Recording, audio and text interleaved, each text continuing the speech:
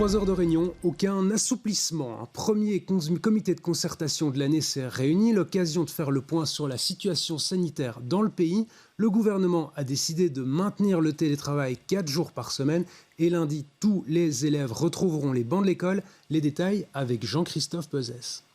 Le comité de concertation a opté pour le maintien maximal des mesures existantes. Aucun assouplissement des mesures en vigueur. La contagiosité du variant Omicron n'autorise aucun relâchement. On est face à une vague déferlante qui était annoncée d'ailleurs déjà depuis quelques semaines. Il suffit de regarder ce qui se passait au Danemark ou dans d'autres pays. Cette vague, elle est là. Et n'a pas fini de produire ses effets. Mais pas de durcissement non plus des règles en matière de télétravail, contrairement à l'avis des experts qui préconisaient de le rendre obligatoire à 100%. On a aussi vu que le fait de ne pas placer les gens en 100% en isolation, de devoir travailler à 100% à la maison, a quand même des effets importants du point de vue de bien-être. Le retour à l'école de tous les élèves du maternel au secondaire est aussi confirmé, avec toujours le port du masque dès 6 ans et des procédures de mise en quarantaine adaptées. Ça ne va pas être facile pour les enseignants, pour les directions d'école. Je pense qu'ils souffrent aussi beaucoup de la crise, mais c'est important pour que nos jeunes puissent continuer leurs apprentissages, mais aussi, on l'a dit, avoir une vie sociale tout simplement.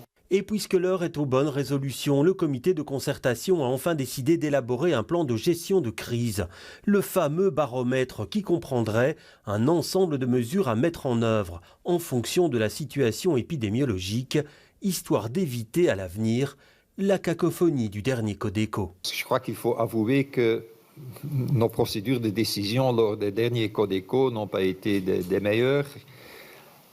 Et donc je crois qu'il faut un certain reset dans la méthode et c'est ce qu'on va essayer de faire.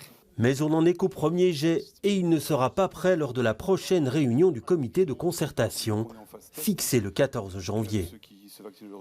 Et ce comité de concertation se tenait aussi sous le signe de la réconciliation entre le monde politique et les experts, l'apaisement après la saga de la fermeture de la culture.